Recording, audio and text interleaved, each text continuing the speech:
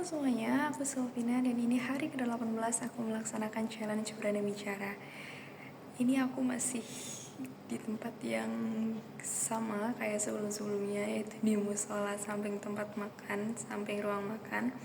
Karena ini tempat satu-satunya sepi dan ya jam-jam segini jam-jamnya sepi. Jadi aku bisa bikin video di sini.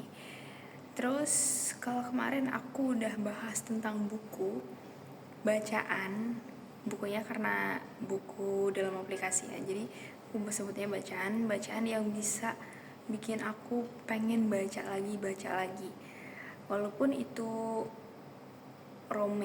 bukan romance sih, kayak fiksi remaja gitu, tapi itu benar-benar ampuh. Jadi aku setelah baca buku yang judulnya itu berawal dari Hanya Kagum, aku bisa baca novel lainnya sampai aku pernah ngelis itu 64 sekian. Itu cuma dalam berapa bulan aja. Ya walaupun sekarang udah dihapus semua dan HP ku juga udah mati. Tapi ya dari buku itu aku jadi punya apa ya? Punya motivasi buat baca buku terus dan menerus gitu.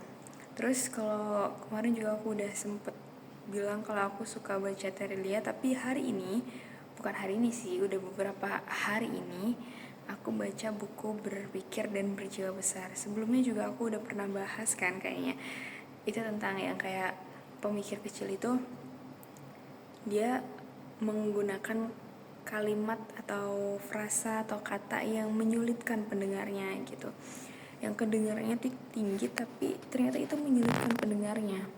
Dan sekarang aku mau bahas tentang seputar itu juga, tapi lebih ke apa ya, potensi. Jadi di dalam buku itu disebutkan kalau kita semua itu punya kesempatan, punya potensi yang besar juga, punya peluang yang besar untuk sukses. Tapi biasanya ada beberapa hal yang bikin kita itu gagal atau bikin kita itu malah gak mencapai tujuan yang kita inginkan. Jadi yang pertama itu ada, aku lupa judul persisnya apa, pokoknya apa sih yang bikin pidato yang bagus itu, apa sih yang bikin kita itu bagus kalau pidato gitu. Nah di situ dijelaskan bahwa sebenarnya semua orang itu, kebanyakan orang itu punya kemampuan dan punya keinginan buat bisa bicara di depan umum, bisa berpidato, bisa memberikan ya kalimat-kalimat di depan umum. Tapi cuma sedikit orang yang bisa menjalankan itu dengan efektif. Efektif di sini tuh maksudnya ya dengan benar-benar bagus, dengan benar-benar maksimal. Karena yang lainnya mereka tuh cuma fokus ke hal-hal yang bikin performa mereka itu malah turun. Hal-hal kecilnya itu contohnya kayak misal mereka tuh lebih mikir ke apa sih yang bagus buat aku nanti bajunya, terus apakah aku nanti pas di depan itu harus jalan-jalan atau aku harus berdiri di tempat, terus apakah nanti suaraku lantang apa enggak, apakah nanti makeupku bagus apa enggak, apakah nanti pokoknya hal-hal kecil, hal-hal remeh yang nggak perlu yang sebenarnya nggak terlalu penting buat dipikirin, tapi mereka mendominasi. Orang-orang ini menjadikan hal-hal remeh ini menjadi hal yang mendominasi pikiran mereka sebelum mereka tampil. Jadi apa hasilnya? Ya akhirnya mereka jadi kurang pede, mereka jadi malah kebanyakan pikiran, mereka jadi malah gak fokus sama apa yang mereka ucapkan. Padahal untuk menjadi pembicara yang sukses itu bukan dari apa yang kecil-kecil itu, tapi dari apa yang kita sampaikan. Jadi misal kita nyampein suatu hal materi, kita tuh yang perlu kita pikirin adalah apakah pendengar kita bisa mengerti apa yang kita bicarakan, apakah materi yang kita sampaikan itu bisa diterapkan, bisa masuk ke sasaran yang tepat gitu. Jadi kalau kita mikirin hal-hal yang kecil, hal-hal remeh, justru itu bakal merusak apa yang harusnya kita pikirkan. Nah itulah Terus yang kedua, sebenarnya ini ada 4 tapi aku mau bahas 2 aja. Yang kedua itu namanya John. Di judulnya itu John mendapatkan kantor yang kecil dan ia gagal. Itu maksudnya kenapa?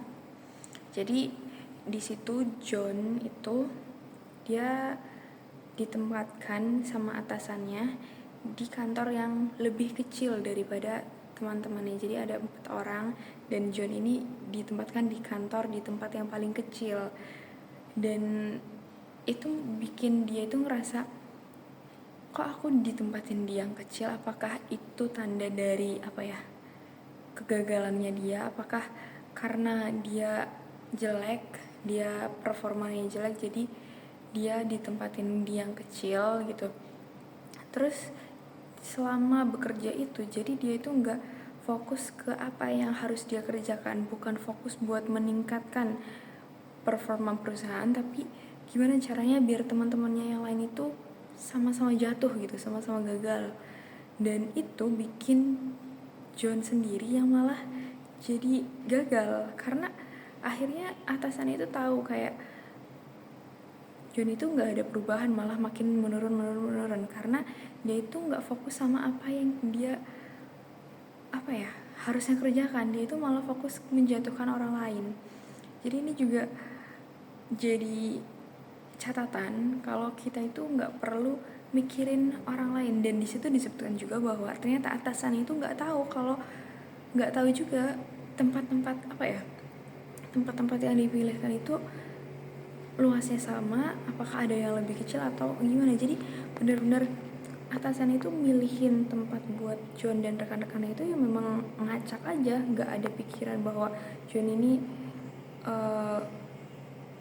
paling rendah grade-nya, jadi yang paling kecil, nggak ada pikiran sama sekali itu. Jadi yang bikin kita gagal itu sebenarnya apa yang kita pikirkan. Kalau kita mikir hal-hal yang bikin kita ya misal adalah pikiran begitu, mungkin manusiawi ya, tapi janganlah fokus buat menjatuhkan orang lain, jangan fokus buat ya biar kita tuh sepadan, tapi fokus ke gimana caranya kita meningkatkan diri kita biar kita sama kayak orang lain gitu. Jadi fokusnya ke diri kita sendiri.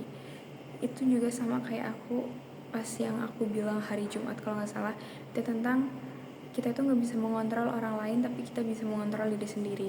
Jadi percuma juga kalau kita berusaha menjatuhkan orang lain, tapi kita sendiri nggak fokus buat menaikkan diri kita sendiri. Jadi ya tenaga kita terbuang kalau misal kita berusaha menjatuhkan orang lain. Jadi grade itu kita udah di angka 7 nih, yang lain itu di angka 8, atau mungkin mereka juga sama-sama di angka 7.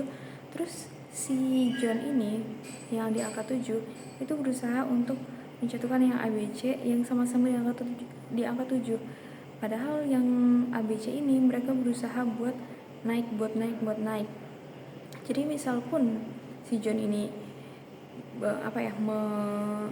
berusaha buat jatuhin, ya pasti seenggaknya mereka juga punya udah seenggaknya ada kenaikan gitu, entah itu berapa persen. Tapi John ini dia nggak fokus naik, dia fokusnya ke yang lain doang. Jadi dia stuck di 7, sedangkan yang lain udah 7,3, 7,4 gitu. Jadi fokusnya adalah ke diri sendiri aja biar kita bersaing dengan fair lah gitu. Kayaknya itu aja. Aku masih belepotan juga sih ngomongnya. Ini aku tadi baca lagi karena semalam aku baca terus aku nemu, oh ini kayaknya bisa buat jadi bahan omongan aku besok. Tadi aku baca sekilas lagi dan inilah hasilnya. Aku nggak tahu ya ini memang benar kayak gini atau ini ya memang aku tambah-tambahin, cuma poinnya itu aku nggak tahu apakah memang benar itu yang juga dipikirkan oleh penulis atau enggak. Tapi sepemahamanku dan sengertiku, senangkepku dan ya yang aku ambil ya memang kayak gitu. Jadi oke, gitu aja. Aku juga harus ngerjain tugas. Oke, thank you. Oh ya BTW aku tuh hari ini bikin video paling banyak karena kayak baru 1 menit baru halo gitu, terus aku matiin karena ngerasa kurang perfect. Dan ternyata ya memang itulah, aku juga merasakan apa yang sebagian besar orang gagal dalam berbicara, karena aku terfokus pada hal-hal yang kecilnya gitu. Oke, udah kayaknya 10 menit cukup. Thank you, ketemu besok lagi, bye bye.